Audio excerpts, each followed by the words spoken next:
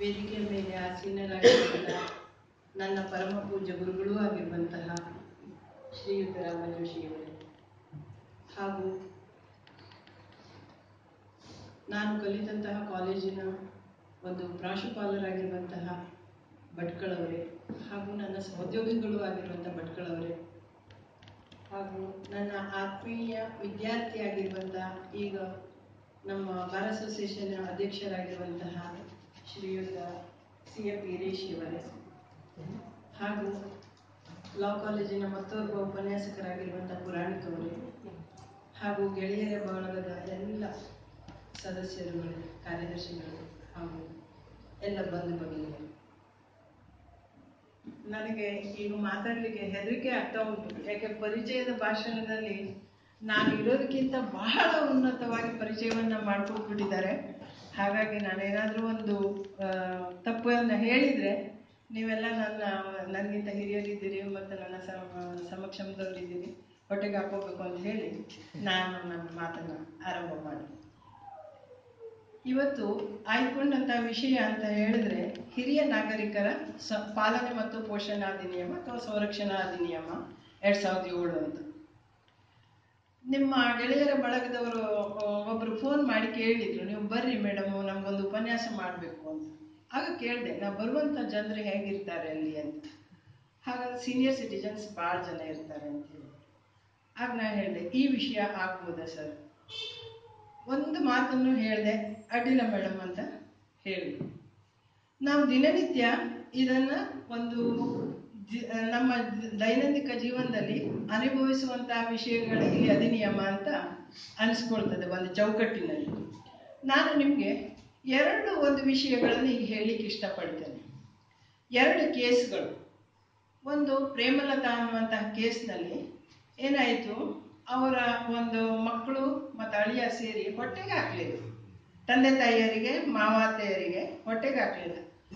ನಾನು ವಿಷಯಕ್ಕೆ ಬರ್ತಾ ಇಲ್ಲ, ಸಮಸ್ಯೆಯನ್ನು ಹೇಳ್ತಾ ಇದ್ದೇನೆ ನಿಮ್ಮ ಕಡೆ. ಆಗ ಅವರು ಏನು ಮಾಡಿದರು, ಹೊಟ್ಟೆ ಹಸಿವನ್ನು ಮನುಷ್ಯನಾದವನಿಗೆ ತಡ್ಕೊಳ್ಳೋದು ಭಾಳ ಕಷ್ಟ.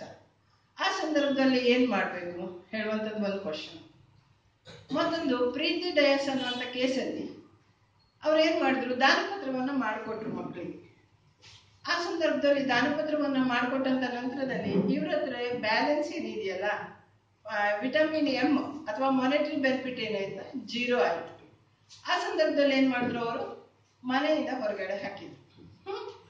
ಜ್ಯೋತ್ಸ್ನಾ ಅನ್ನುವಂಥ ಕೇಸಲ್ಲಿ ಏನಾಯ್ತು ಕೇಳಿದ್ರೆ, ಅವರು ತಂದೆ ತಾಯಿ ಏನು ಮಾಡಿದ್ರು, ವಿಲ್ ಮಾಡಿ ಇಟ್ಟಿರುವಂಥ ವಿಷಯವನ್ನ ಮಕ್ಕಳಿಗೆ ಹೇಳಿಬಿಟ್ಟು ವಿಲ್ ಮಾಡಿದ್ರು. 3-4 ಜನ ಮಕ್ಕಳಿದ್ರು, ವಿಲ್ ಮಾಡಿಟ್ರು. ಆ ಸಂದರ್ಭದಲ್ಲಿ ವಿಲ್ ಮಾಡದೇ ಇರುವಂತ ಮಕ್ಕಳು ಇರ್ತಾರಲ್ಲ, ಹೊರಗಡೆ ಇರುವಂತ ಮಕ್ಕಳು, ಅವ್ರೇನ್ ಮಾಡಿದ್ರು, ದಿನ ಬೆಳಗಾದ್ರೆ ಕಿರುಕುಳ ಕೊಡ್ಲಿಕ್ಕೆ, ಅಂದ್ರೆ ಕಿರುಕುಳ ಅಂತಂದ್ರೆ ಮತ್ತೆ ಏನಲ್ಲ, ಅವ್ರಿಗೆ ಒಂದೇ ಯಾಕೆ ಮಾಡ್ತೀರಿ, ನನಗೂ ಮಾಡ್ಬೋದಲ್ಲ, ಈ ತರ ಎಲ್ಲ ಶುರುವಾಯಿತು. ಈ ಪ್ರೇಮಲತಾ ವರ್ಸಸ್ ಗುಜರಾತ್ ಕೇಸಲ್ಲಿ ಏನಾಯಿತು, ಯಾವ ರೀತಿಯಾಗಿ ಈ ಸಮಸ್ಯೆಗೆ ಉತ್ತರವನ್ನು ಕಂಡುಹಿಡಿಬೇಕು ಹೇಳುವಂತ ಒಂದು ಕಾನೂನಿನ ಚೌಕಟ್ಟು ಮೊಟ್ಟ ಮೊದಲನೇದಾಗಿ ಇರಲಿಲ್ಲ. ಈಗ ಅಪರಾಧಿಕ ಕಾನೂನಿನ ಅಡಿಯಲ್ಲಿ ನಮ್ಮ ಜೀವನಾಂಶವನ್ನು ಪಡ್ಕೊಳ್ಳಿಕ್ಕೆ ಅನೇಕ ರೀತಿಯ 125 ಕೆಳಗಡೆ ಒಂದು ಸೌಲಭ್ಯ ಇದೆ. ಆ ರೀತಿಯಲ್ಲಿ ಹೋದ್ರೆ ಅನೇಕ ಒಂದು ಸ್ವಲ್ಪ ವಿಳಂಬ ಆಗ್ತದೆ ಪಡ್ಕೊಳ್ಳಿಕ್ಕೆ. ಅತಿ ಜರೂರಾಗಿ ಅವರಿಗೆ ಒಂದು ಪ್ರಾಥಮಿಕವಾದ ಸೌಲಭ್ಯವನ್ನು ಒದಗಿಸ್ಕೊಳ್ಳಿಕ್ಕೆ ಒಂದು ವ್ಯವಸ್ಥೆ ಬೇಕು. ಅದರ ಕುರಿತು ಪೊಲೀಸರಲ್ಲಿ ರಿಪೋರ್ಟ್ ಆಯಿತು ಕೇಸು. ಪೊಲೀಸರು ಸರ್ಕಾರಕ್ಕೆ ರಿಪೋರ್ಟ್ ಮಾಡಿದ್ರು. ಆ ಸಂದರ್ಭದಲ್ಲಿ ಸರ್ಕಾರ ಒಂದಿಷ್ಟು ಜನರ ಒಂದು ಸಮಿತಿಯನ್ನ ಮಾಡಿ ಇಂತಹ ಒಂದು ಸಮಸ್ಯೆಗಳಿಗೆ ಉತ್ತರ ಬೇಕು. ನಮ್ಮಲ್ಲಿ ಸಮಾಜದಿಂದ ನಿರ್ಲಕ್ಷಿಸಲ್ಪಡುವಂತಹ ಅನೇಕ ವ್ಯಕ್ತಿಗಳಿದ್ದಾರೆ, ಹಿರಿಯ ನಾಗರಿಕರಿದ್ದಾರೆ, ತಂದೆ ತಾಯಿಯರಿದ್ದಾರೆ, ಅತ್ತೆ ಮಾವಂದಿರಿದ್ದಾರೆ, ದತ್ತಕ ತಂದೆ ತಾಯಿಯರಿದ್ದಾರೆ. ಇದರಡಿಯಲ್ಲಿ ಒಂದು ಸುಭದ್ರವಾದ ಒಂದು ವ್ಯವಸ್ಥೆ ಬೇಕು ಅಂತ ಹೇಳಿ ಯೋಜನೆಯನ್ನು ಮಾಡಿ ಕೇಂದ್ರ ಸರ್ಕಾರ ಏನ್ ಮಾಡ್ತು ಕೇಳಿದ್ರೆ, ಈ ಒಂದು ಅಧಿನಿಯಮವನ್ನ ಜಾರಿಯಲ್ಲಿ ತಂತು. 2007ರಲ್ಲಿ ಈ ಅಧಿನಿಯಮದ ಒಂದು ಕರಡು ಆಯಿತು. 2008ನೇ ಇಸ್ವಿಯಿಂದ ಜಾರಿಗೆ ಬಂತು. ಇದರಲ್ಲೂ ಕೂಡ 2019ರಲ್ಲಿ ಅನೇಕ ಅಮೆಂಡ್ಮೆಂಟ್ಗಳು ಆಗಿದ್ದಾವೆ. ನಾನು ನಿಮ್ಗೆ ಈ ಒಂದು ಅಧಿನಿಯಮ ಒಳಗೊಂಡಂತಹ ವಿಷಯಗಳನ್ನಷ್ಟೇ ಹೇಳ್ತೇನೆ ಬಿಟ್ರೆ ಎಷ್ಟು ಸೆಕ್ಷನ್ಗಳಿದ್ದಾವೆ, ಅವು ಯಾವುದು, ಅದರ ಎಕ್ಸ್ಪ್ಲನೇಷನ್ ಅನ್ನ ಕೊಡ್ಲಿಕ್ಕೆ ಹೋಗೋದಿಲ್ಲ. ಯಾಕೆಂತಂದ್ರೆ ಅದು ಬೇಕಾಗಿರೋದು ವಕೀಲರಿಗೆ. ಸಾಮಾನ್ಯ ಜನರಿಗೆ ಏನ್ ಬೇಕೋ ಅದಿಷ್ಟನ್ನ ಹೇಳಲಿಕ್ಕೆ ಇಷ್ಟಪಡ್ತೀನಿ. ಈಗ ನೀವೆಲ್ಲರೂ ಕೂಡ ಇಲ್ಲಿ ಇದವರೆಲ್ಲ ಹಿರಿಯರಿದ್ದೀರಿ. ನಾನು ನಿಮ್ಮಲ್ಲಿ ಕೇಳ್ಕೊಳ್ಳೋದಿಷ್ಟೇ, ನಿಮ್ಗೆ ಏನೋ ಒಂದು ಸಮಸ್ಯೆ ಬಂದ ತಕ್ಷಣ ನಾವೇನ್ ಮಾಡ್ತೇವೆ, ಹೆಚ್ಚು ಹೆಚ್ಚು ಕಾನೂನುಗಳಿದ್ದಂತೆ ಹೆಚ್ಚು ಹೆಚ್ಚು ಅಪರಾಧಿಕ ಕ್ರಿಯೆಗಳು ಹೆಚ್ಚಾಗ್ತಾ ಹೋಗ್ತದೆ. ಅದಲ್ಲ ವಿಷಯ. ನಮ್ಮಲ್ಲಿ ಬಂದಿರುವಂತಹ ಸಮಸ್ಯೆಯ ಮೂಲ ಕಾರಣ ಏನು, ಆ ಸಮಸ್ಯೆಯನ್ನ ಹೇಗೆ ಬಗೆಹರಿಸಿಕೊಳ್ಬೇಕು ಅಂತ ಹೇಳಿ ನಾನು ನಿಮ್ಮಲ್ಲಿ ಮನವಿ ಮಾಡ್ಕೊಳ್ತೀನಿ. ಈ ಅಧಿನಿಯಮದ ಪ್ರಕಾರ ನೀವು ಯಾರೇ ಆದ್ರೂ ಒಂದಿಷ್ಟು ಎಕ್ಸ್ಪ್ಲನೇಷನ್ ಅನ್ನು ಕೊಡ್ತೇನೆ. ಮಗ ಅಥವಾ ಮಗಳು ಅಂದ್ರೆ ಯಾರು? ಈ ಅಧಿನಿಯಮದಲ್ಲಿ ಮಕ್ಕಳು ಅಂತಂದ್ರೆ ಮಗ ಇರ್ಬೋದು, ಮಗಳಿರ್ಬೋದು, ಅಥವಾ ಮೊಮ್ಮಕ್ಕಳಿರ್ಬೋದು, ದತ್ತಕ ಮಕ್ಕಳು ಕೂಡ ಇರ್ಬೋದು. ಹಿರಿಯರು ಅಂತಂದ್ರೆ ತಂದೆ ತಾಯಿಯರಿರ್ಬೋದು, ಅಜ್ಜ ಅಜ್ಜಿಯರಿರ್ಬೋದು, ದತ್ತಕ ತಂದೆ ತಾಯಿಯರಿರ್ಬೋದು, ಅಥವಾ ಯಾರು ಇಲ್ಲದೆ ಇರುವಂತಹ ಸಂದರ್ಭದಲ್ಲಿ ಹತ್ತಿರದ ಸಂಬಂಧಿಕರಿರ್ಬೋದು. ಆ ನಂತರದಲ್ಲಿ ಜೀವನಾಂಶ. ಯಾರಿಗಾದ್ರೂ ಏನಾದ್ರು ಸಮಸ್ಯೆ ಇದೆಯಾ? ಜೀವನಾಂಶ ಅಂತಂದ್ರೆ ನಿಮಗೆ ವೈಭವೋಪೇತವಾಗಿ ಜೀವನ ಮಾಡ್ಲಿಕ್ಕೆ ಬೇಕಾದಂತ ವ್ಯವಸ್ಥೆ ಅಲ್ಲ. ಪ್ರಾಥಮಿಕವಾಗಿ ಏನೇನು ಬೇಕೋ, ವಸತಿ, ಆರೋಗ್ಯ ರಕ್ಷಣೆ, ಅಶನವಶನ ಅಂತ ಏನು ಹೇಳ್ತೇವಲ್ಲ, ಇದಿಷ್ಟು ವೈದ್ಯಕೀಯ ಒಂದು ಶುಶ್ರೂಷೆ ಇದನ್ನು ಒಳಗೊಂಡಂತಹ ಒಂದು ವ್ಯವಸ್ಥೆಯನ್ನು ಮಾಡುವಂತ ಒಂದು ಇದಕ್ಕೆ ಜೀವನಾಂಶ ಅಂತ ನಾವು ಹೇಳ್ತೇವೆ. ಇನ್ನು ನ್ಯಾಯಾಧಿಕರಣ, ಇದಕ್ಕೆ ಸಂಬಂಧಪಟ್ಟಂತೆ ಈ ಅಧಿನಿಯಮದ ಅಡಿಯಲ್ಲಿ ಏನು ಬರ್ತದೆಯೋ ಆ ವಿವರಣೆಗಳಿಗೆ ಸಂಬಂಧಪಟ್ಟಂತ ನ್ಯಾಯಾಧಿಕರಣ. ಇಂತಹ ಸಮಸ್ಯೆಯನ್ನ ನೀವು ಎಲ್ಲೆಲ್ಲಿ ದಾಖಲೆ ಮಾಡಬಹುದು? ಸಪೋಸ್ ಆಗಿ ನಾನು ಹೇಳಿದ್ನಲ್ಲ, ಪ್ರೇಮಲತಾ ಕೇಸಲ್ಲಿ ಅವರು ತಮ್ಗೆ ಆಹಾರವನ್ನು ಕೊಡೋದಿಲ್ಲ ಅಂತ ಹೇಳಿ ಸಮಸ್ಯೆ ಆಯಿತು. ಆಗೇನಾಗಿತ್ತು, ಪ್ರಾಥಮಿಕವಾಗಿ ಯಾವುದೇ ಒಂದು ಕಾನೂನಿ ಕಟ್ಟಳೆ ಇರಲಿಲ್ಲ. ಪೊಲೀಸ್ ಸ್ಟೇಷನ್ಗೆ ಹೋಗಿ ಅವರು ಕಂಪ್ಲೇಂಟ್ ಅನ್ನ ಕೊಟ್ಟರು. ಆದ್ರೆ ಇತ್ತೀಚಿನ ದಿನಮಾನಗಳಲ್ಲಿ 2008 ನಂತರದಲ್ಲಿ ನೀವೇನ್ ಮಾಡಬೇಕು, AC ಉಪ ತಹಶೀಲ್ದಾರ್ ದರ್ಜೆಗಿಂತ ಕಡಿಮೆ ಇರದ ಒಂದು ಸ್ಥಾನದಲ್ಲಿ ನೀವು ನಿಮ್ಮ ಅರ್ಜಿಯನ್ನ ಅಂದ್ರೆ ಉಪ ವಿಭಾಗಾಧಿಕಾರಿಗಳಲ್ಲಿ ದಾಖಲೆಯನ್ನ ಮಾಡಬೇಕು. ನಿಮ್ಮ ಒಂದು ಕೇಸನ್ನ ಸ್ಟಡಿ ಮಾಡಿಬಿಟ್ಟು ಅವರು ಯಾವ ರೀತಿಯಾದಂತಹ ಪರಿಹಾರವನ್ನ ಅಥವಾ ತಾತ್ಪೂರ್ತಿಕ ಒಂದು ವ್ಯವಸ್ಥೆಯನ್ನ ಮಾಡ್ಲಿಕ್ಕೆ ಸಾಧ್ಯ ಇದೋ ಅದರ ಬಗ್ಗೆ ಅವರು ವಿಚಾರಣೆಯನ್ನ ನಡೆಸ್ತಾರೆ. ಅಂದ್ರೆ ನಿಮಗೆ ಯಾರಿಂದ ಅನ್ಯಾಯ ಆಗಿದೆಯೋ ಅಂತಹ ವ್ಯಕ್ತಿಗಳನ್ನ ಕರೆಸ್ತಾರೆ, ನಿಮ್ಮನ್ನು ಕೂಡ ಕರೆಸ್ತಾರೆ, ವಿಚಾರಣೆಯನ್ನ ಮಾಡ್ತಾರೆ. ವಿಚಾರಣೆಯನ್ನ ಮಾಡಿಬಿಟ್ಟು ಯೋಗ್ಯ ರೀತಿಯಲ್ಲಿ ನಿಮಗೆ ಒಂದು 30 ದಿನಗಳೊಳಗಾಗಿ ಒಂದು ತಾತ್ಪೂರ್ತಿಕ ವ್ಯವಸ್ಥೆ, ಅಶನವಶನಕ್ಕೆ ಸಂಬಂಧಪಟ್ಟಂತೆ ಒಂದು ಹಣದ ರೂಪದಲ್ಲಿ ಆರ್ಡರ್ ಅನ್ನ ಮಾಡಬಹುದು. ಇಂತಹ ಆದೇಶ ಏನಾಗಿದೆ ಕೇಳಿದ್ರೆ 10,000ಕ್ಕೂ ಕೂಡ ಹೆಚ್ಚಾಗಿರ್ಬಾರ್ದು. ಮಾಡುವಂತ ಆದೇಶ ಏನಿದೆಯಲ್ಲ ಅದು ಒಂದು ತಿಂಗಳಿಗೆ 10,000 ರೂಪಾಯಿಗಿಂತ ಹೆಚ್ಚು ಬೇಕು ಅಂತ ನೀವು ಕೇಳಬಹುದು. ಬಟ್ ಅವರು ಆದೇಶವನ್ನ ಮಾಡುವ ಹಾಗಿಲ್ಲ. ಈಗ ಆದೇಶ ಮಾಡ್ಬೇಕಾದ್ರೆ ಒಂದಿಷ್ಟು ಪ್ರೊಸೀಜರ್ಗಳು ಇರ್ತವೆ. ನಿಮ್ಗೆ ಯಾರಿಂದ ಅನ್ಯಾಯ ಆಗಿದೆಯೋ ಅಂತಹ ವ್ಯಕ್ತಿಗಳನ್ನ ಕರೆಸ್ತೀರಿ. ಅವ್ರೇನ್ ಹೇಳ್ತಾರೆ, ಇಲ್ಲ ನಾನ್ ಚೆನ್ನಾಗಿ ನೋಡ್ಕೋತಾ ಇದ್ದೇನೆ, ನನ್ನ ತಂದೆ ತಾಯಿ ಅವರನ್ನು ಚೆನ್ನಾಗಿ ನೋಡ್ಕೋತಾ ಇದ್ದೇನೆ, ಅವರೇ ಏನೋ ಒಂದು ಸಮಸ್ಯೆ ಇದೆ, ಸಮಸ್ಯೆಗೋಸ್ಕರ ನನ್ನ ಕಂಡ್ರೆ ಆಗೋದಿಲ್ಲ, ಅವರಿಗೆ ಬೇರೆ ಮಕ್ಕಳ ಜೊತೆ ಅವ್ರು ಚೆನ್ನಾಗಿದ್ದಾರೆ, ಇದೆಲ್ಲ ಬರ್ತದೆ ಮಾತುಕತೆ. ಆದ್ರೆ ನಿಮ್ಮ ಒಂದು ಆಸ್ತಿ, ಚರ ಆಸ್ತಿ ಇರ್ಬೋದು, ಸ್ಥಿರ ಆಸ್ತಿ ಇರ್ಬೋದು, ಯಾವುದೇ ರೀತಿಯಾದಂತಹ ಆಸ್ತಿ ಇರ್ಬೋದು, ಆ ಆಸ್ತಿಯ ಹಂಚಿಕೆಯಲ್ಲಿ ನೀವು ಯಾರಿಂದ ಕ್ಲೇಮ್ ಮಾಡ್ತೀರಲ್ಲ ಆ ವ್ಯಕ್ತಿ ಯಾವ ಭಾಗವನ್ನ ಪಡೆದುಕೊಳ್ಳಿಕ್ಕೆ ಅರ್ಹನಿರ್ತಾನೋ ಅಷ್ಟು ಭಾಗಕ್ಕನುಗುಣವಾಗಿ ಅವನು ನಿಮ್ಮನ್ನ ಏನ್ ಮಾಡ್ಲಿಕ್ಕೆ ಕೇರ್ ಮಾಡ್ಲಿಕ್ಕೆ ಜವಾಬ್ದಾರಿ ಇರ್ತಾನೆ. ಒಂದೇ ಮಕ್ಕಳಿದ್ರೆ ಸಮಸ್ಯೆ ಬೇರೆ. ಈಗ 3 ಜನ ಮಕ್ಕಳಿರ್ತಾರೆ, ನಿಮ್ಮ ಆಸ್ತಿಯಲ್ಲಿ ಸಮಾನವಾದ ಒಂದು ಭಾಗವನ್ನ ಉಪಯೋಗಿಸ್ಕೊಳ್ತಾರೆ ಅಂತ ಇಟ್ಕೊಳ್ಳಿ, ಸಮಾನ ಭಾಗವನ್ನ ಹಂಚಿರ್ತಾರೆ. 3 ಜನ ಮಕ್ಕಳು ಏನ್ ಮಾಡ್ಬೇಕು, ನಿಮ್ಮನ್ನ ಸರಿಯಾಗಿ ನೋಡ್ಕೊಳ್ಬೇಕು. ನಾವು ಇದಕ್ಕೆ ಸಂಬಂಧಪಟ್ಟಂತೆ ನನಗೆ ಪರಿಚಯ ಇರೋರೇ ಒಬ್ರು ಬಹಳ ಇದಾಯ್ತು, ಕ್ಯಾರ್ ಮಾಡುವಲ್ಲಿ ನಾ ಇಟ್ಕೊಳ್ಬೇಕು ನೀ ಇಟ್ಕೋಬೇಕು ಅಂತ ಸಮಸ್ಯೆ ಆಯ್ತು.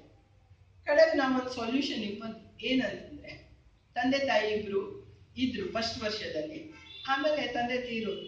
ತಾಯಿ ವರ್ಷದಲ್ಲಿ 4 ತಿಂಗಳು ಒಬ್ಬರ ಮನೆಯಲ್ಲಿ, 4 ತಿಂಗಳು ಒಬ್ಬರ ಮನೆಯಲ್ಲಿ, 4 ತಿಂಗಳು ಇನ್ನೊಂದು ಸೊಲ್ಯೂಷನ್ ಕೊಟ್ಟಾಗಿತ್ತು ನಾವು.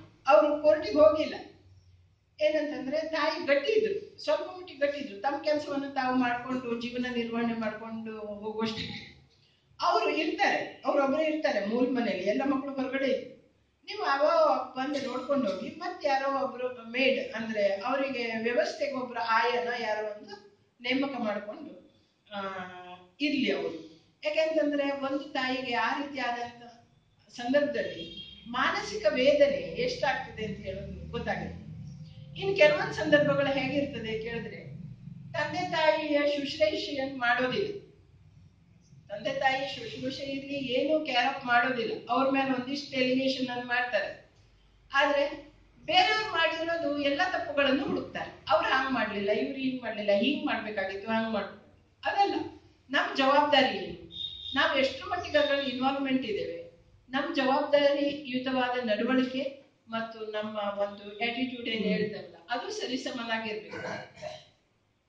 ನೀವೇನಾದ್ರೂ ಡೌಟ್ಸ್ ಇದ್ರೆ ಕೇಳ್ಬೋದು. ಅಲ್ಲ, ಬೇಜಾರ್ ಬರ್ತದಲ್ಲ ಭಾಷಣ ಹೇಳ್ತಾ ಇದ್ದೇನೆ. ಆ ರೀತಿಯಾಗಿ ಇರ್ಬೋದು.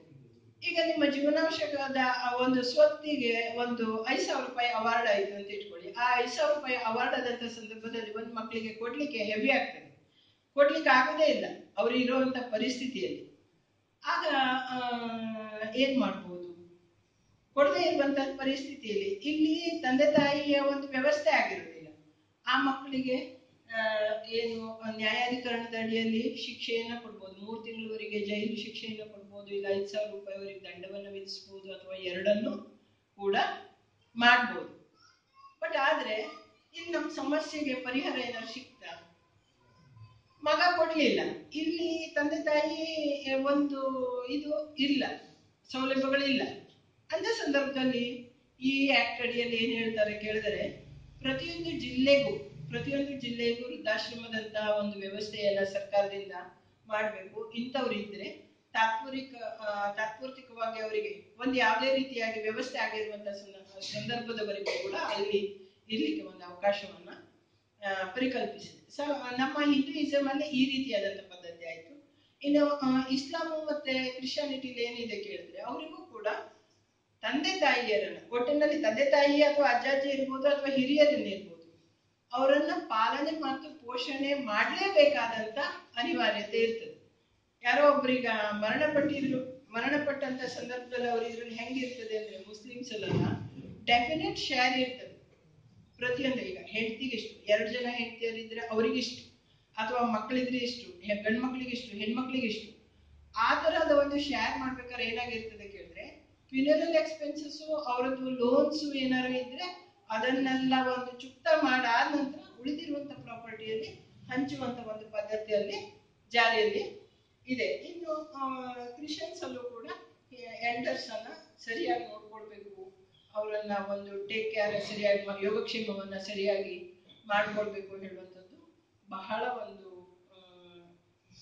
ಏನ್ ಹೇಳ್ತೀರಿ ಪ್ರಾಮಾಣಿಕವಾಗಿ ಅದರಲ್ಲೂ ಕೂಡ ಅವರದ್ದು ಬೈಬಲ್ ಅಲ್ಲಿ ಕೂಡ ಹೇಳ್ತಾರೆ, ಕುರಾನ್ ಅಲ್ಲೂ ಕೂಡ ಹೇಳ್ತಾರೆ, ನಮ್ಮ ಭಗವದ್ಗೀತೆಯಲ್ಲಿ ಬಾಕಿ ಇದ್ರಲ್ಲಿ ಎಲ್ಲದರಲ್ಲೂ ಇದನ್ನೇ ಹೇಳ್ತಾರೆ.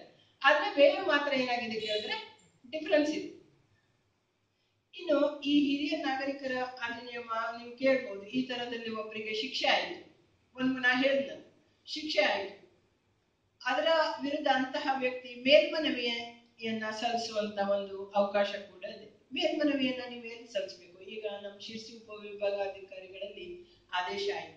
ಅಂತಹ ಸಂದರ್ಭದಲ್ಲಿ ಏನು ನೊಂದ ಪಕ್ಷಗಾರ ಅದನ್ನ ಜಿಲ್ಲಾಧಿಕಾರಿಯವರಲ್ಲಿ ಅಪೀಲ್ ಅನ್ನ ಮಾಡಬಹುದು. ಈ ತರ ಮೇಲ್ಮನವಿ ಪ್ರಾಧಿಕಾರದಲ್ಲಿ ಅವರು ಪ್ರಶ್ನೆಯನ್ನ ಮಾಡಿ ಪುನರ್ವಿಚಾರಣೆಯನ್ನ ಮಾಡಿ ಅಲ್ಲೂ ಕೂಡ ಯಾವ ರೀತಿಯಾದಂತಹ ಆದೇಶ ಆಗಿರ್ತದೆಯೋ ಆ ಆದೇಶಕ್ಕೆ ಬದ್ಧರಾಗಿ ಇರ್ಬೇಕು. ಈ ಮೇಲ್ಮನವಿ ಪ್ರಾಧಿಕಾರದಲ್ಲಿ ಪ್ರತಿಯೊಂದು ಆದೇಶದ ನಕಲನ್ನ ಉಭಯ ಪಕ್ಷಗಾರರಿಗೆ ಏನ್ ಮಾಡ್ತಾರೆ ಕೇಳಿದ್ರೆ, ಅವರು ಉಚಿತವಾಗಿ ಕೊಟ್ಟಿರ್ತಾರೆ ಆದೇಶದ ಪ್ರತಿಯನ್ನು.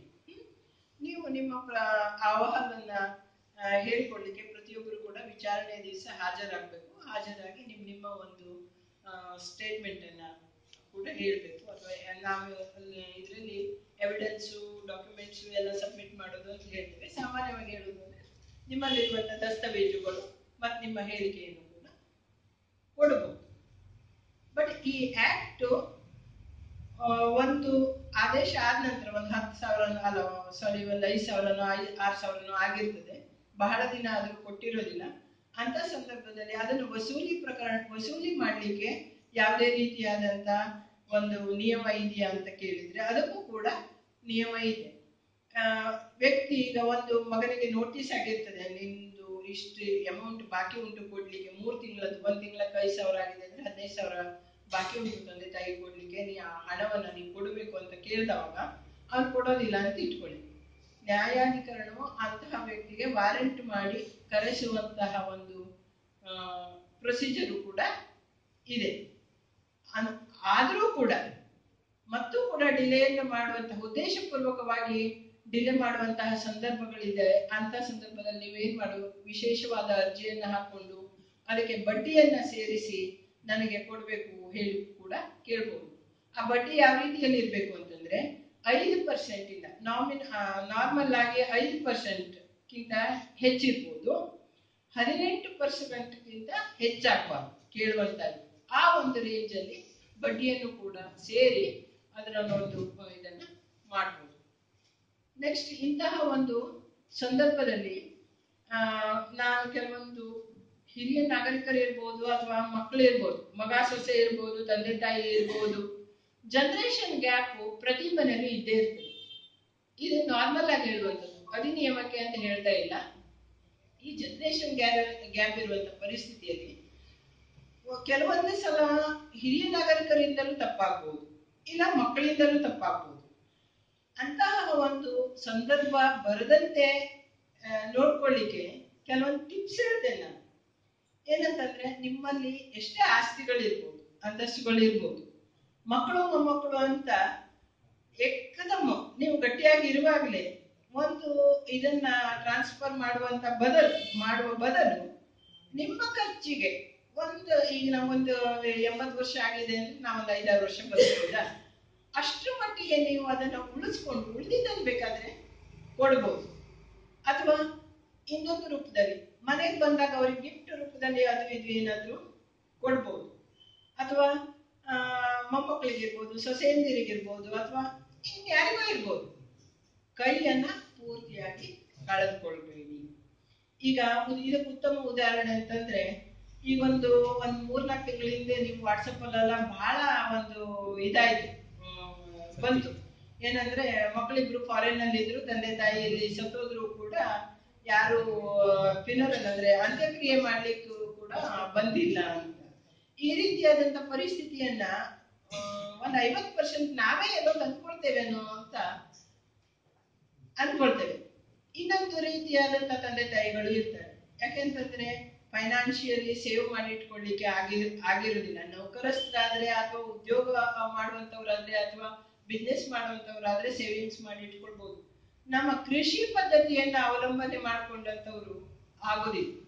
ಸೇವಿಂಗ್ಸ್ ಮಾಡ್ಲಿಕ್ಕೆ ತುಂಬಾ ಕಷ್ಟ. ಅದ್ರಲ್ಲಿ ಇವತ್ತು ನೀವು 100 ರೂಪಾಯಿ ದುಡಿದ್ರೆ 120 ರೂಪಾಯಿ ಖರ್ಚಿಗೆ ಇರ್ತದೆ. ಹೊರಗಡೆ ಇದ್ದವನಿಗೆ ಏನು ಲೆಕ್ಕಾಚಾರ ಮಾಡ್ತಾನೆ ಅಂತಂದ್ರೆ, ಅಡಿಕೆ 10 ಕ್ವಿಂಟಲ್ ಆಗಿದೆ, ಇವತ್ತು 35,000 ರೂಪಾಯಿ ಸರಾಸರಿ ಉಂಟು, ಎಷ್ಟಾಯ್ತು ಇನ್ಕಮ್ ಇಷ್ಟಾಯ್ತು, ನನ್ನ ಶೇರ್ 3 ಜನ ಮಕ್ಕಳಿದ್ದಾರೆ, ನನ್ಗೆ ಇಷ್ಟು ಶೇರ್ ಬಂತು, ಇವ್ರಿಗೆ ಇಷ್ಟು ಶೇರ್ ಅಂತ ಕ್ಯಾಲ್ಕುಲೇಷನ್ ಮಾಡ್ಕೊಂಡು ನನ್ನ ಶೇರ್ ಕೊಡು ಅಂತ ಕೇಳ್ತಾನೆ. ಮನೆಯಲ್ಲಿ ಉಳ್ಕೊಂಡು ಕೆಲಸವನ್ನು ಮಾಡಿ ಪ್ರತಿಯೊಂದನ್ನು ನೋಡಿಕೊಂಡು ಇದ್ದಂತ ಅವನಿಗೆ ಅಲ್ಲಿ ಇದು ಪ್ರಾಕ್ಟಿಕಲ್. ಇದನ್ನ ನಾನು ಹೇಳ್ಬಾರ್ದು, ಇದು ಯಾವ ಜಾತಿ ನೀತಿ ಅಂತ ಹೇಳ್ತಾ ಇಲ್ಲ ನಾನು. ಪ್ರತಿಯೊಂದು ಮನೆಯ ಪ್ರತಿಯೊಂದು ಸಮಾಜದ ಒಂದು ಇದು ಬದ್ಧತೆ ಮತ್ತೆ ಆಗ್ತಾ ಇರುವಂತ ಒಂದು ನೋವಿನ ವಿಷಯ. ಅವನು ಮಾಡಿದ ಕೆಲಸ ಆಳ್ಲೆಕ್ಕಿಲ್ಲ. ನಾನು ಇಡೀ ದಿವಸ ಹೋಗಿ ದುಡಿತೀನಿ ಇವತ್ತು ತೋಟದಲ್ಲಿ, ಅದು ನಂತಕ್ಕೆ ಆಳ್ಲೆಕ್ಕ ಇಲ್ಲ. ಅಥವಾ ನನ್ನ ಹೆಂಡತಿ ಏನೋ ಬಂದವರಿಗೆ ಕೊನೆಗೆ ಬರ್ತಾನೆ, 10 ಜನ ಆಳುಗಳು ಬರ್ತಾರೆ, ಅಡುಗೆ ಮಾಡಾಕ್ತಾಳೆ, ಅವಳಿಗೆ ಏನು ಕಾಸು ಕಿಮ್ಮತ್ತಿಲ್ಲ. ಯಾಕೆಂತಂದ್ರೆ ಅವಳು ಮನೆ ಸೊಸೆ ಮಾಡಾಕ್ಬೇಕು. ಈ ನಿಟ್ಟಿನಲ್ಲಿ ವಿಚಾರ ಮಾಡಿದವಾಗ ಒಂದು ಫೈನಾನ್ಷಿಯಲ್ ಮೀಟಿಂಗ್, ಕೃಷಿನೇ ಅವಲಂಬಿತವಾಗಿರುವಂತಹ ಒಂದು ಸಮಾಜದಲ್ಲಿ ಒಂದು ಫೈನಾನ್ಷಿಯಲ್ ಮೀಟಿಂಗ್ ಮಾಡ್ಬೇಕು ವರ್ಷಕ್ಕೊಂದ್ಸಲ. ಇಷ್ಟು ಖರ್ಚಾಯ್ತು, ಇಷ್ಟು ಉಳಿತು, ಸಪೋಸ್ ಉಳಿದಿದ್ರು ಕೂಡ ಹೌದು ನಾ ಇಷ್ಟು ಕೆಲಸ ಮಾಡ್ತೇನೆ, ಇಷ್ಟು ನನ್ಗೆ ಆಳ್ಲೆಕ್ಕ ಅಂತ ಕೊಡಿ, ದುಡಿಮೆ ಅಲ್ವಾ, ಅವಾಗ ಅವರಿಗೂ ಸೇವಿಂಗ್ಸ್ ಆಗ್ತದೆ. ಸ್ವಲ್ಪ ಮಟ್ಟಿಗೆ ಖರ್ಚಿಗಾಗ್ತದೆ. ಏನಾಗ್ತದೆ ಇಲ್ಲ ಅಂದ್ರೆ ಅವರೊಂದು 10 ರೂಪಾಯಿ ಖರ್ಚು ಮಾಡಿದ್ರು ಕೂಡ ಎಲ್ಲರಿಗೂ ಕ್ವಶನ್ ಮಾಡ್ಬೇಕಾಗ್ತದೆ. ಈ ಒಂದು ನಿಟ್ಟಿನಲ್ಲಿ ನಮ್ಮಲ್ಲಿ ಏನಾಗ್ತಾ ಇದೆ ಅಂದ್ರೆ ಹೆಚ್ಚು ಪಾರ್ಟಿಷನ್ ಸೂಟ್ಗಳು ದಾಖಲಾಗ್ತಾ ಇದೆ. ಇನ್ನೊಂದು ವಿಚಾರ, ಮಕ್ಕಳಿಗೆ ಹೆಣ್ಣು ಮಕ್ಕಳಿಗೆ ಏನು ಹಕ್ಕು ಬಂತಲ್ಲ, 95% 99% ಹೆಣ್ಮಕ್ಳು ಅಪ್ಪನ ಮನೆ ಆಸ್ತಿಗೆ ಹೋಗಲ್ಲ. ಒಂದೇದಾಗಿ ಅಷ್ಟು ಅವಶ್ಯಕ ಫೈನಾನ್ಷಿಯಲಿ ಅವಶ್ಯಕತೆ ಇರಬೇಕು ಕೊಟ್ಟ ಮನೆಯಲ್ಲಿ. ಇಲ್ಲ ಅಂದ್ರೆ ಇನ್ನೊಂದು ಸಮಸ್ಯೆ, ಈ ಅಣ್ಣ ತಮ್ಮಂದಿರು ಸರಿಯಾದ ರೀತಿಯಲ್ಲಿ ಕರೆದು ಕಳಿಸಿ ಮಾಡೋದಿಲ್ಲ, ಅಥವಾ ಒಂದೇನೋ ಒಂದ್ ಕಿರಿಕು ಈ ರೀತಿಯಾದಂತ ವ್ಯವಸ್ಥೆ ಇದ್ರೆ ಮಾತ್ರ ಕೇಳ್ತಾರೆ ಬಿಟ್ರೆ. ಯಾಕಂದ್ರೆ ನಾವು ದಿನ ಬೆಳಗಾದ್ರೆ ಬರುವಂತ ಕೇಸುಗಳನ್ನು ನೋಡ್ತೇವೆ, ಇದಾಗ್ತದೆ, ಜಗಳ ಹುಟ್ಕೊಳ್ಳುವಂಥದ್ದು. ಇಂತಹ ಒಂದು ಸಾಮಾಜಿಕ ಬದ್ಧತೆ ಇದೆ. ಈ ಸಣ್ಣ ಸಣ್ಣ ವಿಚಾರಗಳನ್ನ ನಾವು ಅಲಕ್ಷ್ಯ ಮಾಡಬಾರ್ದು. ನಮ್ಮ ಹಿಂದಿನ ಜನರು ಮನೆಯಲ್ಲಿ ಎಲ್ಲರೂ ಇರ್ತಿದ್ರು, ಎಲ್ಲರೂ ಕೂಡ ಒಟ್ಟಾಗೆ ಇರ್ತಿದ್ರು, ಯಾರು ಕೂಡ ಹೊರಗಡೆ ಹೋಗಿ ದುಡಿತಿರ್ಲಿಲ್ಲ. ಯಾರೋ ಒಬ್ಬ ಯಜಮಾನ ಇರ್ತಿದ್ದ, ಉಳಿದವರು ಎಲ್ಲರೂ ಅವನ ಮಾತನ್ನ ಕೇಳ್ತಿದ್ರು, ಅವನಿಗೆ ಸಪೋರ್ಟ್ ಮಾಡ್ತಿದ್ರು. ಯಾಕೆ ಹೋಗ್ತಿದ್ದೇಳಿ? ಈಗ ಫೈನಾನ್ಷಿಯಲಿ ನಾವು ಇಂಡಿಪೆಂಡೆಂಟ್ ಆಗ್ತಾ ಹೋದಾಗೆ ನಮ್ಮ ಸ್ವಾತಂತ್ರ್ಯವೂ ಕೂಡ ಹೆಚ್ಚಾಗ್ತಾ ಇದೆ. ಅದರ ಜೊತೆಗೆ ನಾವು ನಮ್ಮ ಸ್ವಾತಂತ್ರ್ಯವನ್ನ ಸ್ವೇಚ್ಛಾಚಾರ ಮಾಡ್ಕೊಂಡು ಹೋಗ್ತಾ ಇದ್ದೇವೆ. ಸ್ವೇಚ್ಛಾಚಾರಕ್ಕೂ ಸ್ವಾತಂತ್ರ್ಯಕ್ಕೂ ಬಹಳ ವ್ಯತ್ಯಾಸ ಇದೆ. ಫ್ಯಾಮಿಲಿಲಿ ಇದಿರ್ಬಹುದು, ಹೊಂದಾಣಿಕೆ ಬಹಳ ಮುಖ್ಯ. ಆದ್ರೆ ಹೊಂದ್ಕೊಂಡು ಹೋಗೋವನೇ ಎಷ್ಟು ಅಂತ ಹೊಂದ್ಕೊಂಡು ಹೋಗ್ಬೇಕು. ಯಾಕೆಂತಂದ್ರೆ ನಿನ್ನೆ ಎಲ್ಲ ಮೊನ್ನೆ ವೇದ ಗಣಿತ ಕಲಿಸುವಂತ ಒಂದು ಟೀಚರ್ ಹೇಳ್ತಾ ಇದ್ರು, ಮೇಡಮ್ ಒಂದ್ಸಲ ಕೌನ್ಸಿಲಿಂಗ್ ಮಾಡ್ಕೊಡ್ಬೇಕಾಗಿತ್ತು, ಎಂತ ಹೇಳ್ಬೇಕು ಗೊತ್ತಾಗೋದಿಲ್ಲ ಅಂತ ಹೇಳಿದ್ರು. ನಾನಂದೆ, ಏನ್ ಸರ್ ನೀವು ಇಷ್ಟು ಸೀನಿಯರ್ ಇದ್ದೀರಿ, ನಾನೆಂತ ಕೌನ್ಸಿಲಿಂಗ್ ಮಾಡೋದು? ಇಲ್ಲ ಸರ್ ಮೇಡಮ್, ಇಲ್ಲ ನಾನು ಕರ್ಕೊ ಬರ್ತೇನೆ ಮೇಡಮ್. ಸಮಸ್ಯೆ ಏನು ಅಂದ್ರೆ ಎಲ್ಲ ಚೆನ್ನಾಗಿ ಸೊಸೆ ಅಡಿಗೆ ಎಲ್ಲ ಮಾಡಿ ಬಡಿಸ್ತಾ ಇರ್ತಾರಂತೆ ಮನೆಯಲ್ಲಿ. ಇವ್ರು ಏನ್ ಹೇಳ್ತಾರೆ, ಅತ್ತೆಗೆ ಏನೋ ಒಂದು ರೀಸನ್ ಹೇಳಿ ಕಾಫಿ ತೆಗಿತಾಳೆ ಊಟ ಕೂತ್ಕೊಂಡು. ಆವಾಗ ಎಲ್ಲರಿಗೂ ಏನಾಗ್ತದೆ, ಸಿಟ್ಟು ಬರ್ತದೆ, ಊಟ ಬಿಟ್ಟು ಎದ್ದು ಹೋಗ್ತದೆ. ಇದು ತುಂಬಾ ಸಲ ರಿಪಿಟೇಷನ್ ಆಗ್ತಾ ಇದೆ ಮೇಡಮ್, ಏನ್ ಮಾಡ್ಬೇಕು ಗೊತ್ತಾಗ್ತಾ ಇಲ್ಲ ಅಂತ ಹೇಳ್ತಾ ಇದ್ವಿ. ಕಡೆಗೆ ನಾನು ಒಂದ್ ಹೇಳಿದೆ ಅವರಿಗೆ, ಒಂದ್ ಕೆಲಸ ಮಾಡ್ಲಿಕ್ಕೆ ಹೇಳಿ, ಅತ್ತೆ ಒಂದ್ ದಿವಸ ಅಡುಗೆ ಮಾಡ್ಲಿ, ಸೊಸೆ ಒಂದ್ ದಿವಸ ಅಡುಗೆ ಮಾಡ್ಲಿ, ಮತ್ತೆ ಇಬ್ರಿಗೂ ಚೆನ್ನಾಗಿದೆ ಅಂತ ನೀವು ಗಂಡ ಮತ್ತೆ ಮಗ ಅವರಿಬ್ರಿಗೂ ಇಬ್ರು ಸಮಾನವಾಗಿ ಅಲ್ವಾ, ಹೆಂಡತಿನೂ ಸಮಾನ, ತಾಯಿನೂ ಸಮಾನ ಅಲ್ವಾ, ತಾಯಿ ಒಂದು ರೀತಿ ಹೆಚ್ಚು ಅಂತ ಅನ್ಕೊಳ್ಳೋಣ, ಇಬ್ರಿಗೂ ಚೆನ್ನಾಗಿದೆ ಅಂತ ಹೊಂದ್ಕೊಂಡು ಅವರು ಒಂದು ಮಾಡಿದ್ದಕ್ಕೆ ನೀವೊಂದು ಶ್ಲಾಘನೆ ಕೊಡ್ಲಿ, ನಿಮ್ ಸಮಸ್ಯೆ ಅಲ್ಲಿಗೆ ಪರಿಹಾರ ಆದ್ರೆ ಆಗ್ಲಿ. ಇಲ್ಲಾದ್ರೂ ನೀವು ನನ್ನ ಹತ್ರ ಕರ್ಕೊಂಡು ನೋಡೋಣ ಅವ್ರ ಸಮಸ್ಯೆ ಏನು ಉಂಟು ಹೇಳ್ತೇನೆ ಅಂತ. ಆದ್ರೆ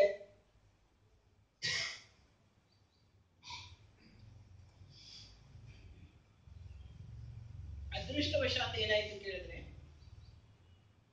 ಅವರ ಸೊಸೆ ನಂಗೆ ಬಹಳ ಪರಿಚಯ ಇದೆ. ನಾನು ಅವರಿಗೆ ಒಂದಿಷ್ಟು ಟಿಪ್ಸ್ ಹೇಳಿದೆ. ಈಗ ಅಟ್ಲೀಸ್ಟ್ ಒಂದು 8 ತಿಂಗಳಾಯ್ತು. ಈಗ ಮನೇಲಿ ನೆಮ್ಮದಿ ಮತ್ತೆ ಶಾಂತಿ. ಈಗ ನಾ ಹೇಳ್ಬೋದಿತ್ತು, ಬರೀ ಒಳ್ಳೆ ಅನುಕೂಲಿಸ್ತು, ಸೀನಿಯರ್ ಸಿಟಿಜನ್ ಆಕ್ಟ್ ಕೆಳಗಡೆ ಕೇಸ್ ಫೈಲ್ ಮಾಡೋಣ, ನಾನೇ ನಡೆಸ್ಕೊಡ್ತೇನೆ ಅಂತ. ಸಮಾಜವನ್ನ ಒಡೆಯುವಂತ ಕೆಲಸ ಪ್ರಾಥಮಿಕವಾಗಿ ನಮ್ದಲ್ಲ. ಅದಕ್ಕೆ ಭಾರತ ದೇಶದಲ್ಲಿ ನಾವು ಕುಟುಂಬ ವ್ಯವಸ್ಥೆಯಲ್ಲೇ ಬದುಕ್ತಾ ಇದ್ದೇವೆ. ಆ ಕುಟುಂಬವನ್ನ ಹೊಂದಾಣಿಕೆ ಮಾಡ್ಲಿಕ್ಕೆ ನಾವು ಹೆಚ್ಚು ಪ್ರಾಶಸ್ತ್ಯವನ್ನ ಕೊಡ್ಬೇಕು. ಮತ್ತೊಂದು ವಿಷಯ ಹೇಳ್ತೇನೆ. ಮತ್ತೊಂದು, ಅಪ್ಪ ಮಗ ತುಂಬಾ ಚೆನ್ನಾಗಿದ್ರು, ಎಲ್ಲ ಒಟ್ಟಿಗೆ ಹೋಗೋದು, ಒಟ್ಟಿಗೆ ಬರೋದು ಎಲ್ಲ ಆಯ್ತು. ಸೊಸೆ ಬಂದ್ಮೇಲೆ ಏನಾಯ್ತು ಕೇಳಿದ್ರೆ, ಸ್ವಾಭಾವಿಕ, ಸೊಸೆ ಬಂದ್ಮೇಲೆ ಸೊಸೆಗೂ ಸ್ವಲ್ಪ ಟೈಮ್ ಕೊಡ್ಬೇಕಲ್ಲ. ಅಲ್ಲಿ ವ್ಯವಹಾರಗಳಲ್ಲಿ ಸ್ವಲ್ಪ ಏನು ಸಮಸ್ಯೆ ಬಂತು. ಅದರ ವಿಚಾರ ಇದ್ದವಾಗ, ಅಂದ್ರೆ ಪ್ರಾಥಮಿಕ ನಾವು ಕೃಷಿ ಪ್ರಧಾನವಾಗಿರುವಂತಹ ಕುಟುಂಬದಲ್ಲಿ ಹೇಳ್ತಾ ಇರೋದು, ಇದು ಸಮಸ್ಯೆ ಉಂಟಾಗಿರೋದು. ಏನ್ ಮಾಡ್ಬೇಕು? ಒಂದು, ಅವನಿಗೆ ಮಗನಿಗೆ ಯಜಮಾನಿಕೆ ಕೊಡ್ಲಿಕ್ಕೆ ಹೆದರಿಕೆ, ಎಲ್ಲ ಹಾಳು ಮಾಡ್ಬಿಡ್ತಾನೋ, ಸಣ್ಣವ್ರಿಗೆ ತಂದೆ ತಾಯಿಗೆ ಎಷ್ಟೇ ಮಕ್ಕಳು ದೊಡ್ಡ ಆದ್ರೂ ಕೂಡ ಏನಾಗಿರ್ತದೆ, ಮಗ ಚಿಕ್ಕವನು ಅಂತಾನೆ ಅನಿಸ್ತಾ ಇರ್ತದೆ ಅಲ್ಲ. ಇದ್ ಮಾಡ್ ಮಗ ಎಲ್ಲಿ ಹಾಳು ಮಾಡ್ಬಿಡ್ತಾನೋ ಏನೋ, ಏನ್ ಮಾಡ್ಬಿಡ್ತಾನೋ ಹಾಗಂತ ಒಂದು ಹೆಂಡತಿಗೆ ಏನೋ ಒಂದು ಪಿನ್ನು ಒಂದು ಚಾಕು ಹೊಡಿಲಿಕ್ಕೂ ತಂದೆ ಹತ್ರ ಕೇಳೋದು ಅಂದ್ರೆ ಮಕ್ಕಳಿಗೆ ಚೆನ್ನಾಗಿರೋದಿಲ್ಲ. ನಾನು ಅವಾಗ ಹೇಳಿದೆ, ಎರಡು ಒಂದು ಅಪ್ಪ ಮಗ ಇಬ್ರೆ, ಮತ್ತೆ ಮಕ್ಕಳಿಲ್ಲ, ಎರಡು ಖಾತೆ ಮಾಡ್ಲಿ, ಒಂದು ಆಗುವಂತ ಅಡಿಕೆಯಲ್ಲಿ ನೀವು ಒಂದಿಷ್ಟು ಹಾಕೊಳ್ರಿ, ಎಷ್ಟು ಖರ್ಚು ಬರ್ತದೆ ಒಂದು ಲೆಕ್ಕ ಹಾಕೊಂಡು ನೀವು ಹಂಚು, ಭಾಗ ಆಗ್ಬೇಕು ಅಂತಲ್ಲ, ಅವನಿಗೂ ಒಂದಿಷ್ಟು ಖರ್ಚುಗಳು ಇರ್ತದೆ, ಪ್ರತಿಯೊಂದಕ್ಕೂ ನಿಮ್ಮ ಹತ್ರ ಕೈ ಒಡ್ಲಿಕ್ಕೆ ಸರಿ ಅನ್ಸುತ್ತಿಲ್ಲ, ಹೆಂಡತಿಗಳಿಗೂ ಸರಿ ಅನ್ಸುತ್ತಿಲ್ಲ. ನಿಮ್ ವಿಚಾರವನ್ನು ಅಲ್ಲಿದ್ದೀನಿ. ಇವತ್ತಿಗೂ ಕೂಡ ಬಹಳ ಚೆನ್ನಾಗಿ ಮುಂದೋಗ್ತಾ ಇದೆ, ಆ ಫ್ಯಾಮಿಲಿ ಒಟ್ಟಿಗೆ ಹೋಗ್ತಾ ಇದ್ದಾರೆ. ಕಾಮನ್ ವಿಚಾರಕ್ಕೆ ನಮ್ಮಲ್ಲಿ ಈ ತರ ಸಮಸ್ಯೆಗಳು ಹುಡ್ತವೆ. ಹಾಗಾಗಿ ಸಮಸ್ಯೆಯ ಮೂಲವನ್ನು ಹುಡುಕಬೇಕು. ಸಮಸ್ಯೆಯ ಮೂಲವನ್ನು ಹುಡುಕಿ ತಕ್ಕ ಮಟ್ಟಿಗೆ ಹೇಗೆ ಅದನ್ನ ಸಾಲ್ವ್ ಮಾಡ್ಲಿಕ್ಕೆ ಆಗ್ತದೆ ಅನ್ನೋದನ್ನ ನೋಡ್ಬೇಕು. ಇನ್ನು ಅದಕ್ಕಿಂತ ಮೀರಿ ಮುಂದೆ ಹೋದಾಗ ನಮ್ ಕೈ ಮೀರಿ ಹೋಗಿರ್ತದೆ, ಏನ್ ಮಾಡ್ಲಿಕ್ಕೂ ಆಗುದು. ಹಾಗಾಗಿ ನೀವೆಲ್ಲರೂ ತುಂಬಾ ಪ್ರಬುದ್ಧರಿದ್ದೀರಿ, ನಾನು ಹೆಚ್ಚಿಗೆ ಹೇಳ್ಬೇಕಾದಂತ ಅವಶ್ಯಕತೆ ಇಲ್ಲ. ಅಂತ ಸಂದರ್ಭಗಳು ಬಂದ್ರೆ ಬರದೇ ಇರ್ಲಿ ತಮ್ಗೆ ಯಾರಿಗೂ ಕೂಡ. ಮುಂದಿನ ದಿನಗಳಲ್ಲಿ ತಮಗೆ ದೇವರು ಆಯುಷ್ಯ ಆರೋಗ್ಯ ಎಲ್ಲವನ್ನೂ ಕರುಣಿಸ್ಲಿ, ಮತ್ತೆ ಮಾನಸಿಕವಾದ ನೆಮ್ಮದಿಯನ್ನ ನೀಡ್ಲಿ ಅಂತ ಹೇಳಿ ನನಗೆ ನನ್ನ ಮಾತನ್ನ ಮುಗಿಸ್ತೇನೆ. ನಮ್ಮ ಸೀನಿಯರ್ ಇದ್ದಾರೆ, ಅವರೆಲ್ಲ ಹೇಳ್ತಾರೆ. ನಾನು ಶ್ರೀ ಗುರುಭ್ಯೋ ನಮಃ. ಚಂದನಂ ಶೀತಲಂ ಲೋಕೆ ಚಂದನಾದಪಿ ಚಂದ್ರಮಃ, ಚಂದ್ರ ಚಂದನ ಯೋರ್ ಮಧ್ಯೆ ಶೀತಲ ಸಾಧು ಸಂಗತಿ ಅಂತ ಒಂದು ಸುಭಾಷಿತ ಹೇಳುತ್ತೆ. ಇವತ್ತಿನ ಈ ನಮ್ಮ ವೇದಿಕೆಯಲ್ಲಿ ಬಹುತೇಕ ಈ ಒಂದು ಸುಭಾಷಿತಕ್ಕೆ ಅತ್ಯಂತ ಒಪ್ಪುವ ವ್ಯಕ್ತಿ ಅಂದ್ರೆ ಶ್ರೀಯುತ ರಾಮ ಜೋಶಿ ಅವರು. ನಗು ಮಗದ ಅರಸ ಅಂತ ಹೇಳ್ತೇವೆ ನಾವು ಹಾಡಿನಲ್ಲಿ. ಸುಂದರವಾದ ಮುಖವದನವನ್ನ ತೇಜೋಮಯವಾದ ಮುಗುಳು ನಗೆಯೊಂದಿಗೆ ಸಭಿಕರ ಕೇಂದ್ರ ಬಿಂದುವಾಗಿ ಇವತ್ತಿನ ಈ ಒಂದು ನ್ಯಾಯದ ಕಟ್ಟೆಯ ಸರಪಂಚರಾಗಿ ಅಂದ್ರೆ ಅಧ್ಯಕ್ಷರಾಗಿ ಅವರು ಕಾರ್ಯನಿರ್ವಹಿಸಲಿಕ್ಕಿದ್ದಾರೆ.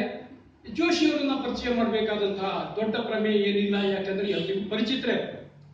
ಶ್ರೀಯುತ ರಾಮ ಜೋಶಿ ಅವರು ನಮ್ಮ ಸಿರ್ಸಿಯ ಹಿರಿಯ ನ್ಯಾಯವಾದಿಗಳು. 1953ರಲ್ಲಿ ಸಿರ್ಸಿಯಲ್ಲಿ ಜನಿಸಿದಂತ ಇವರು 1980ರಲ್ಲಿ ತಮ್ಮ ಈ ಒಂದು ಕಾನೂನು ವೃತ್ತಿಯನ್ನ ಪ್ರಾರಂಭಿಸಿದರು. ಆರ್ಜಿ ಭಟ್ ಹಿರಿಯ ವಕೀಲರ ಹೆಸರನ್ನ ನಮ್ಮಲ್ಲಿ ಬಹಳ ಜನ ಕೇಳಿದ್ದೇವೆ. ಅವರ ಒಂದು ಸಮರ್ಥ ಮಾರ್ಗದರ್ಶನದಲ್ಲಿ ಒಬ್ಬ ಅತ್ಯುತ್ತಮ ವಕೀಲರಾಗಿ ನಮ್ಮ ಸಿರ್ಸಿಗೆ ಸೌಭಾಗ್ಯವಾಗಿ ಶ್ರೀಯುತ ಜೋಶಿ ಅವರು ಮೂಡಿದರು.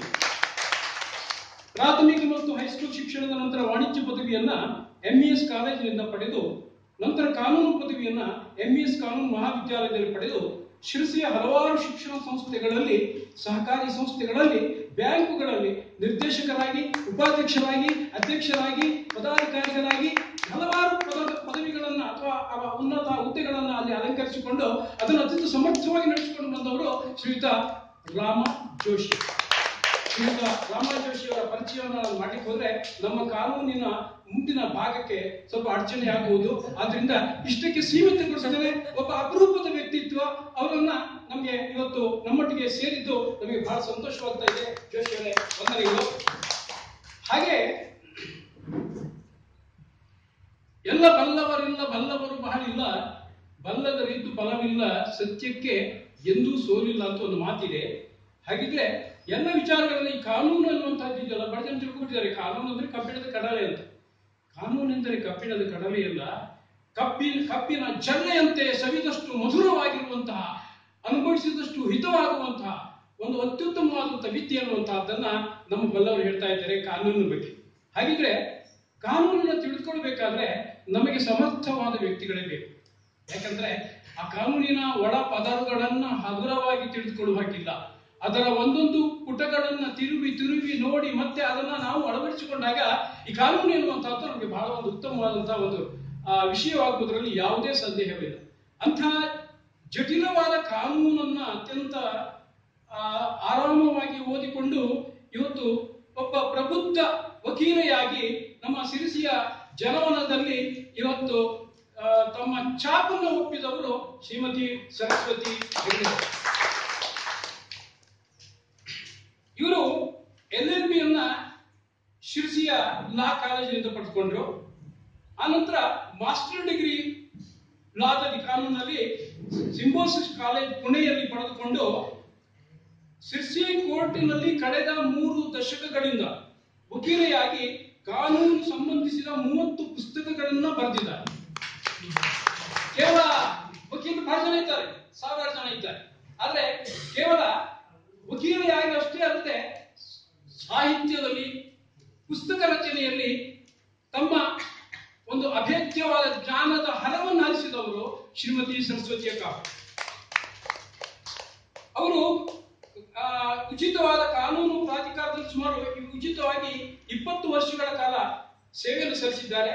ಕಾನೂನಿಗೆ ಸಂಬಂಧಿಸಿದ ಅಲ್ಲದೆ ಸಾಹಿತ್ಯದ ಇತರ ಮಾಧ್ಯಮಗಳಲ್ಲಿ ಅಂದ್ರೆ ಕಥಾಗುಚ್ಛ, ಕಾನೂನಿನ ಕವನಗಳು, ಅಂಕಣ ಬರಹ, ಈ ರೀತಿ 50ಕ್ಕೂ ಹೆಚ್ಚು ಪುಸ್ತಕಗಳನ್ನು ಅವರು ಬರೆದಿದ್ದಾರೆ.